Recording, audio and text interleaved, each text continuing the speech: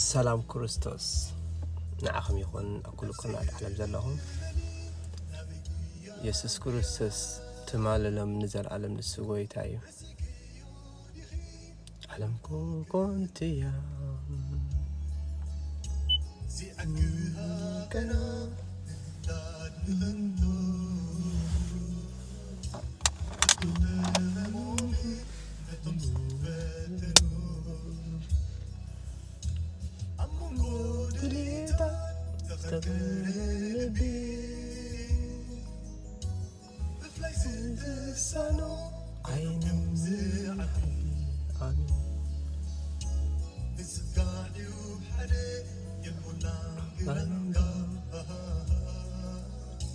نفسي كنت مرت كتبت نباخا زي عرف قلبي أفكاري كيدو كم زي عرف باخان زي علي أفكاري كيدو كم زي عرف ترديوني مو دبر نباخا يسوس يسوس سلامي يسوس يسوس رفتي يسوس يسوس سلامي يسوس يسوس رفتي هاللويا እግዚአብሔር ንስኻ ጓሳና ስለዝኾንካ ስምካ ይባረኽ ዓለም ትኽርብያ ብዝንዛልሉ ካብ እምነት ምትራፍ ኣብ ዝለዉ ዝብሉ ሃሌሉያ ተፈቲኖም ግና ኩሎም በብሓደ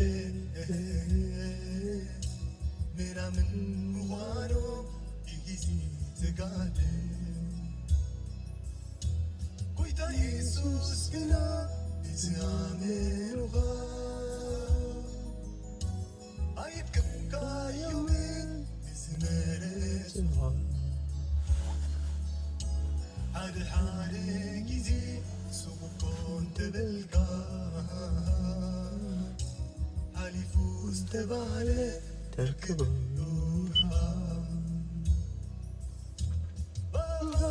باخان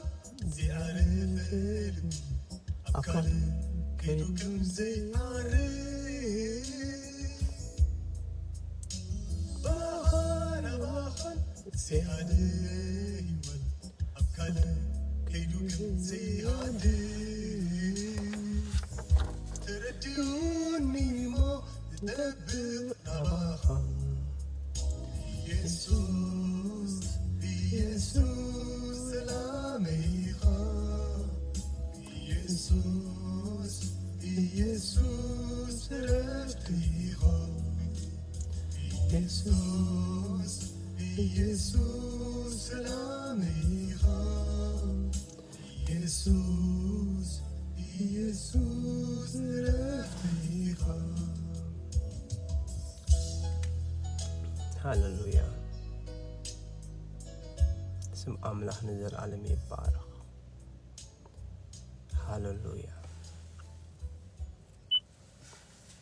قال እግዚአብሔር كزارب كله يسوع كريستوس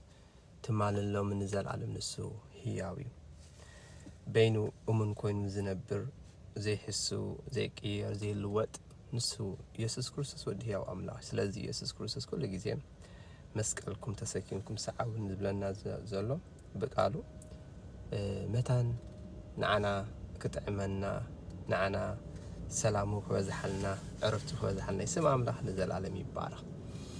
مس كريستوس مخان كنديناي سناين كنديناين تعمني يسمع أملاح يبارك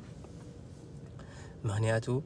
زت أمن تلوس نبي مزع كاب كودو رواتان ما هيوت كو حزيلو هاللويا زت أمن كافت أنا زبو ماي انتي أجبرني كافت أنا زبو ماي ساتيس انتي خوني أيت أمني بقى نزل علم تيز قبر زعجب نزال ألم تيزجبر زحجوز زروي ما هو زلوا قوي تسمع أملاح يبارخ هالوليا نحن ما عندي رئيسي ودك السبن سعبيناتن كنرينا سم أملاح يبارخ إجابير أملاح أبدك سبع زلوا فولي فاري زجرمي منياتو ندك سبعة كفترهم كله كم سلو جيري فتيروه كم ملكو جيري فتيروه نجرجن سبعة نحنا بسنكي نقدم حاجات كلاتنا حات أنا يقولنا على أملاح سم أملاح يبارخ سلازم اسكن رأيه اسك وركت سبن سعبينون سم أملاح يبارخ أملاح نسب كامريتن استنفاسن فتيرو بزح صبق مخانو يمسكر امبر دليت أملاح تراي زفتصم ماشين وي روبوت أي جبرن سفتيو نأملاك جزءان كإزازن وي أنت أرزي كجبر ناس أفاديو هيبوا ويكان ناس أهيا ناس أفاد زلوا هين فتيرو كنا سعبين نايكلتيو مالت مئزاز وي زي مئزاز كم زسكم أقدمو تنجيو نبر نأمنت أبدا فترة انترينا معرف كلته كابتقسي عسشتشن عسشوعاتن كم زبل قال إجابير علو إجابير أملاخ دمان سب كاب كل جنة كم زدلخا بلع كاب تتصبون كفن التفلت جنا كاب مستبلع مع تسموت كتموتي خامو كاب أي تبلع إلو عززو يبلنا سمع أملاح يبارا لذي ناس فقاد بقى كإزازن نخي إزازن إجابير أملاح تيجيرو فتيرون سب بقى ناس بقى فقاد جيري فتيرو كأز خلوا انتين يبل كابتات صبون كفؤن تفلت كاوا كي تبلع إلو مستبلع انت تخوني هلو كتموتي خيلو سلازي سب أفت زلعلن زتبقن سفرا جنت كنبر كله سيطان قابل اللي أملاخو تعبيو كاب سما يستدربيه فطر تلعلن لازم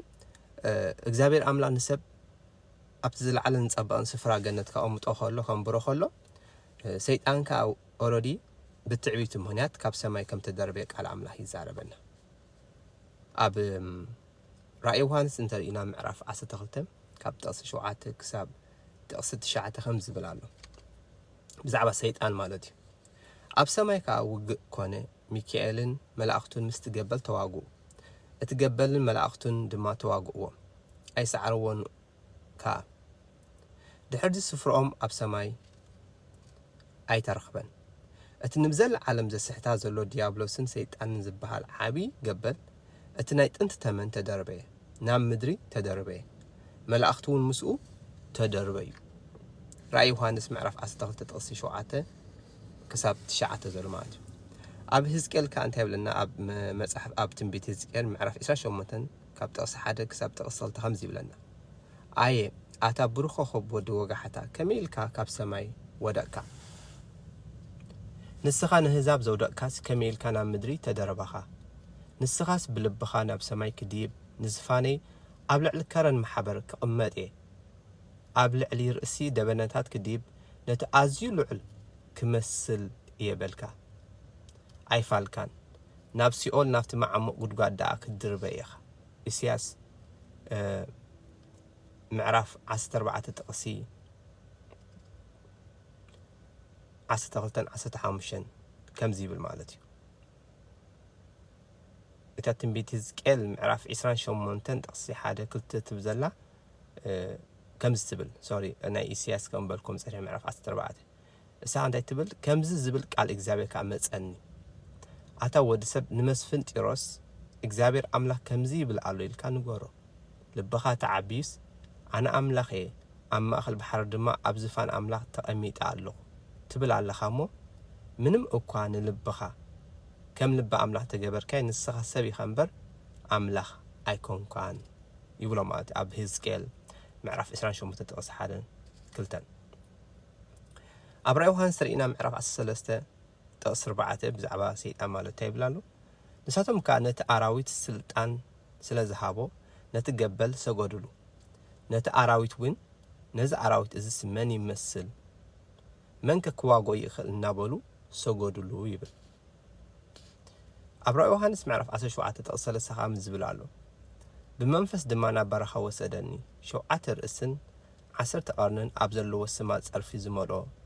ቀይሕ ኣራዊት እተቐመጠ ሰበይቲ ርኢኹ ይብል ስም ኣምላኽ ንዘለዓለም ይባረኽ ስለዚ እዚ ክፉእ ሰይጣን ኣብ ልዕሊ ኣዳም ኣብ ልዕሊ ሰብ እንታይ ኮይኑ ተንስአ ይብለና ቃል እግዚአብሔር ኣምላኽ እዚ ሰይጣን እንታይ ዝወደቐ ሰይጣን እዩ ስም ኣምላኽ ይባረኽ ስለዚ ሰይጣን ብኩሉ ሓይልን ክእሎትን ካ አንጻር እግዚአብሔር ሰብን ክሰርሕ ጀሚሩ ማለት እዩ ንደቂ ሰባት ንምውዳቕ ካ ረቂቕ ሓሶትን ምትላልን ስራሕ ኢሉ ሓዞ ማለት እዩ ንኣብነት ብመጽሓፍ ቅዱስ መስተሪኢና ብዘፍጥረት ምዕራፍ 3 ካብ ጥቕሲ 1 ክሳብ ጥቕሲ 5 ከም ዝብል ኣሎ እግዚአብሔር ኣምላኽ ካብ ዝፈጠሮ ኩሉ ኣራዊት መሮር ተመን ይጎርሕ ነበረ ነታ ሰበይቲ ካ ኣምላኽሲ ካብ ኩሉ ኦም ገነት ኣይትብሉ ኢሉ ዶ ኣዚዙ ይበላ እታ ሰበይቲ ካ ነቲ ተመን በለቶ ኣብ ገነት ካብ ዘለዎ ፍረ ኦም ንበልዕ ኢና ብዛዕባ እታ ፍረት እያ ኣብ ማእኸል ገነት ዘላ ኦም ግና ኣምላኽ ከይትሞትስ ካብኣ ኣይትብልዑ ኣይተንኪዋ እውን በለ እቲ ተመን ድማ ነታ ሰበይቲ ኣይፋልኩም ኣምላኽ ደኣ ካብኣ ምስ እትበልዑ መዓልቲ ኣዒንትኹም ከም ዝኽፈታ ከም ኣምላኹን ከም እትኾኑ ጽቡቕን ክፉእን ካ ከም እትፈልጡ ስለ ዝፈለጠ እምበር ከቶ ኣይትሞቱን ይኹም በላ ራይ እዚ ሰይጣን አንጻር ቃል ኣምላኽ አንጻር እግዚአብሔር ኣምላኽን አንጻር ሰብን ንሰባት ከዓ ብሓሶት ብምትላል እንታይ ካብቲ ናይ እግዚአብሔር ትእዛዝ ከውድቆም ወይ ካብ ኣምላኽ ክፈልዮም ስለደለየ ኖ ኣምላኽኮ መታ ንዒንትኹም ከይክፈት እንተበሊዕኹማስ ዒንትኹም ክትክፈት ክፈታ ምዃን ስለ ዝፈለጠ ይኮም ኢሉኩም ኢሉ የታልሎም ኣሎ ምክንያቱ ካብ መጀመርቱ ንሱ እንታይ እዩ ሓሳዊ ይብለና ቃል ኣምላኽ ወንጌል ዮሃንስ ምዕራፍ 8 ጥቕሲ 44 ተርኢና ንስኻትኩም ካብቲ ኣቦኹም ዲያብሎስ ኢኹም እታ ትምኒት ኣቦኹም ክትገብሩ እውን ትደልዩ ኣለኹም ንሱ ካብ መጀመርታ ቀታል ነብሲ እዩ ሓቂ ኣብኡ ስለ ዘየልበውን ኣብ ሓቂ ኣይጸንዕን ሓሶት ክዛረብ ከሎ ካብ ርእሱ እዩ ዝዛረብ ሓሳዊ እዩ እሞ ንሓሶት እውን ኣባ እዩ ይብለና ራይዎ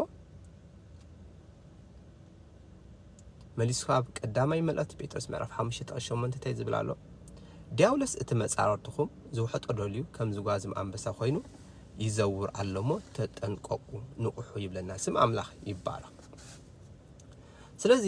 እዚ ሰይጣን ዝተደረበየ ዝወደቐ ሰይጣን ንኣዳም ንሄዋንን ከታልሎምን ከስሕቶምን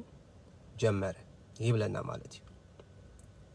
ኣዳምን ሄዋንን ከዓ ነቲ ሰይጣን ዘቕረበሎም ጥዑም ዝመስል መርዛዊ ቃላት ተቐቢሎም ትእዛዝ ኣምላኽ ብምፍራሶም ሰለባ ናይ ተሳዕቤን ኮኑ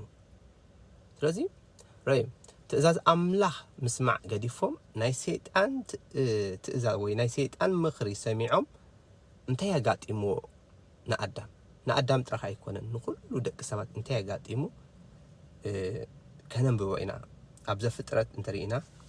ምዕራፍ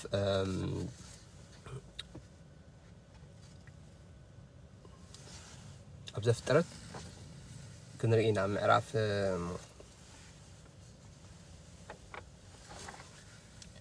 ምዕራፍ 3 እንተሪኢና ካብ ጥቕሲ 6 ክሳብ ጥቕሲ 24 ከነንብና ራይ በኣዳም ዝመፀ ሰዓቤን ማለት እዩ ትእዛዝ ኣምላኽ ጥዒሶም ትእዛዝ ሰይጣን ክሰምዑ ምጀመሩ እንታይ ከም ዝሰዓቦም ክነንብቦ ኢና ብሓንሳብ ኮይና መጽሓፍ ቅዱስ ዘለኩም ምዕራፍ 3 ዘፍጥረት ኦሪት ዘፍጥረት ምዕራፍ 3 ጥቕሲ 6 ጀሚረ ክሳብ 24 ከም በልኩም እየ ስም ኣምላኽ ይባረኽ እንታይ ይብላ ኣሎ ጥቕሲ 6 እንታይ ልጅምር እታ ሰበይቲ ድማ እቲ ኦም ምብላዓ ጥዕምቲ ንዒንትኻ ጽብቕቲ ጥበብ ብምሃባውን እተ ብህግኦም ምዃና ሪኣ ካብ ፍሪኣ ወሲራ በልዐት ምስኣ ከዓ ንሰብኣያ ሃበቶ ንሱ እውን በልዐ ሽዑ ዓይንቲ ክልቲኦም ተኸፈታ ጥራዮም ምዃኖም ድማ ፈለጡ ቆጽሊ በለስ ኣላጋጊቦም ከዓ ተዓጥቁ ምድሪ ምስ ወልወለ ድማ ድምፂ እግዚአብሔር ኣምላኽ ኣብ ገነት ክመላለስ ሰምዑ ኣዳምን ሰበይቱን ከዓ ካብ ገጽ እግዚአብሔር ኣምላኽ ኣብ ማእኸል ኣእዋም ገነት ተሓቡ እግዚአብሔር ኣምላኽ ድማ ንኣዳም ፀዊዑ ኣበይ ኣለኻ በሎ ንስኻ ድምጽኻ ኣብ ገነት ሰሚዐ ፈራሕኹ ጥራይካ እሞ ተሓባእኹ በለ ንሱ ድማ ጥራይካ ምዃንካ ዳ መን ነገረካ ካብታ ካብኣይ ትብላዕ ኢለ ዝኣዘዝኩኻ ኦም ዶ በሊዕኻ ኢኻ በሎ ኣዳምካ እዛ ምሳይ ክትኸውን ዝሃብካኒ ሰበይቲ ካብታ ኦም ሃበትኒ እሞ በላዓኹ በለ እግዚአብሔር ኣምላኽ ድማ ነታ ሰበይቲ ስለምንታይ እዚ ገበርኪ በላ እታ ሰበይትኻ ተመን ኣስሒትኒ በላዓኹ በለት ሽዑ እግዚአብሔር ኣምላኽ ነቲ ተመን እዚ ስለ ዝገበርካ ካብ ኩሉ እንስሳን ኣራዊት መረሩን ርጉምኩን ብኸብድኻ ክትኸይድ ኩሉ ዘበን ህይወትካ ድማ መሬት ትበልዕ ኢኻ ኣብ መንጎኻን ኣብ መንጎ እዛ ሰበይትን ኣብ መንጎ ዘርኣን ካኣጸልኢ እተክል ኣለኹ ንሱ ርእስኻ ክጭፍልቕ እዩ ንስኻ ድማ ሸኾኑ ክትነክስ ኢኻ በሎ ነታ ሰበይትኻ መከራኽን ጻዕሪ ጥንስኽን ኣዝዩ ከብዝሖ እየ ደቂ ብጻዕሪ ክትወልዲ ኢኺ ድሌትኪ ድማ ናብ ሰብኣይኪ ክኸውን እዩ ንሱ እውን ክመልከትኪ እዩ በላ ንሱ እውን እንታይ ገብረኪ ክመልከትኪ እዩ በላ ንኣዳምካ ቃል ሰበይትኻ ስለ ሰምዓኻ እሞ ካብታ ካብኣ ኣይትብላዕ ኢለ ዝኣዘዝኩኻ ኦም ስለ ዝበልዓኻ ምድሪ ብዛዕባኻ ርግምቲ ትኹን ኩሉ ዘበን ህይወትካ እንጌርኻ ካብኣ ብጻዕሪ ክትበልዕ ኢኻ እሸኹን ተኸርባን ተብቁልልካ ብቁል መሮር ድማ ክትበልዕ ኢኻ ናብታ ተፈጠርካላ ምድሪ ክሳዕ ትምለስ እንጌራ ብርሃት ገጽካ ክትበልዕ ኢኻ መሬት ኢኻ እሞ ናብ መሬት ድማ ትምለስ በሎ እቲ ሰብኣይ ድማ ንሰበይቱ ኣደ ኩሉ ህያው ኮይና እሞ ሄዋን ኢሉ ሰመያ እግዚአብሔር ኣምላኽ ድማ ንኣዳምን ንሰበይቱን ደበሎ ገይሩ ከደኖም እግዚአብሔር ኣምላኽ ድማ እንሆ ኣዳም ከም ሓደ ካባና ጽቡቕን ክፉእን ዝፈልጥ ኮይኑ ኣሎ ሕጂ ከዓ ኢዱ ከይዝርግሕ ካብ ኦም ህይወት ወሲዱ ድማ ከይበልዕ ንዘላለም ከዓ ህያው ኮይኑ ከይነብር ኢሉ ስለዚ ነታ ተፈጠረላ ምድሪ ምእንቲ ከዓያ ድማ እግዚአብሔር ኣምላኽ ካብ ገነት ኤደን ኣውፅኦ ከምኡ ንኣዳም ኣውፅኦ ንምሕላው መንገዲ ኦም ህይወትካ ብሸነፍ ምብራቕ ገነት ኤደን ምስና የተንበልብል ሃልሃልታ ሴፍ ኩርቤል ኣቐመጠ ዘፍጥረት ምዕራፍ 3 ጥቕሲ 6 ክሳብ ጥቕሲ 24 ረእዮ ስለዚ ረእይዎ ብሰንኪ ናይ ኣዳም ሓጢኣት ናብ ኩሉ ደቂ ሰብ ናባይ ናብ ኩሉ ዓለም እቲ መርገም መጽዩ ክንደይ ሰባት ሞት ብኣዳም መጽዩ ክፍኣት ብኣዳም መጽዩ ረእዮ ዘይምእዛዝ ንኣምላኽ ናብ ምንታይ እትወካ ናብ ድኻም ናብ ተስፋ ምቑራጽ ናብ ጭንቀት ናብ ጸበባ እዩ ዘእትወካ ስለዚ ረእይዎ ኣዳምን ሄዋንን ተመንን ተረግሙ ብሰር ኣዳም እውን ምድሪ ተረግመት ብሰር እዚ ከዓ ሓጢኣት ናብ ኩሉ ሰብ ሓለፈ ኣይገርመኩም ብሰንኪ መን ብሰንኪ በቃ ብሰንኪ እዛ ኣዳምን ሄዋን ዝገበርዎ ሓጢኣት እዩ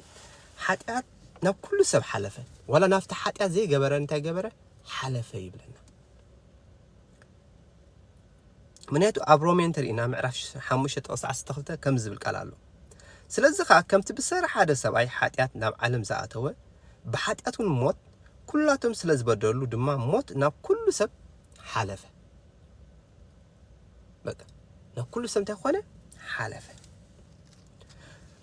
ኣዳምን ሄዋንን ፍረ ናይዚ ሓጢኣት እዚ ኣብቶም ካብ ኮርሶም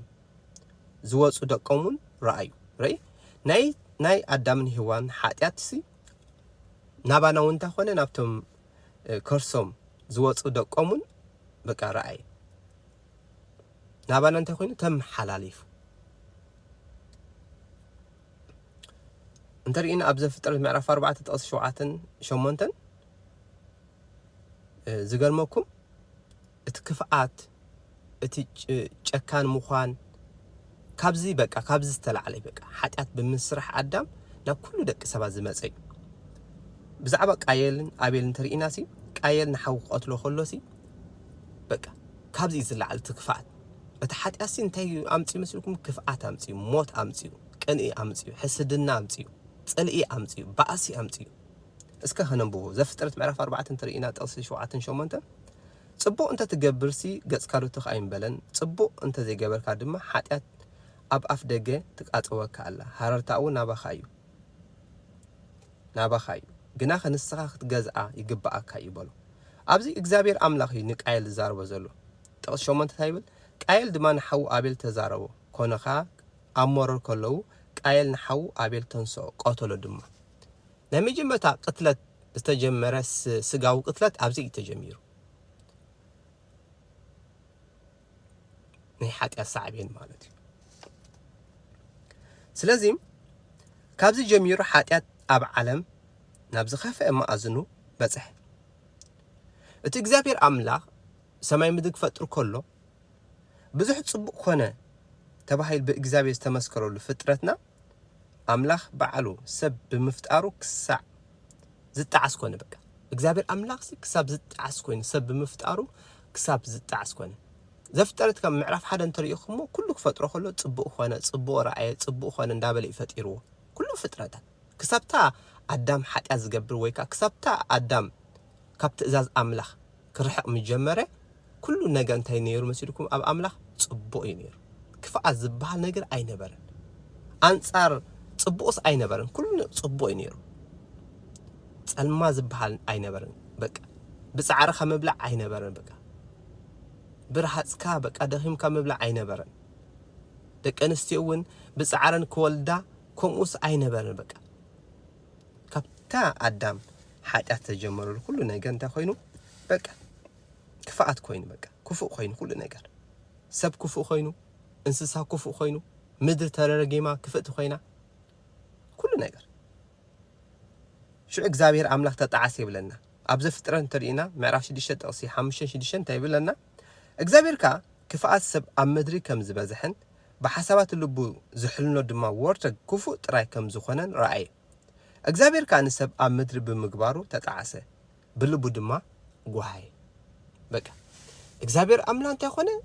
ተጣዓሰ ብጣዕሚ እንታይ ኮይኑ ተጣዓይሱ ጉይሁ ንምንታይ ሰብ ፈጠርኩ ምክንያቱ ትእዛዛቱ ናይ እግዚአብሔር እንታይ ይገበሩን ኣይሓለውን ይገርም ስም ኣምላኽ ንዘለዓለም ይባረኽ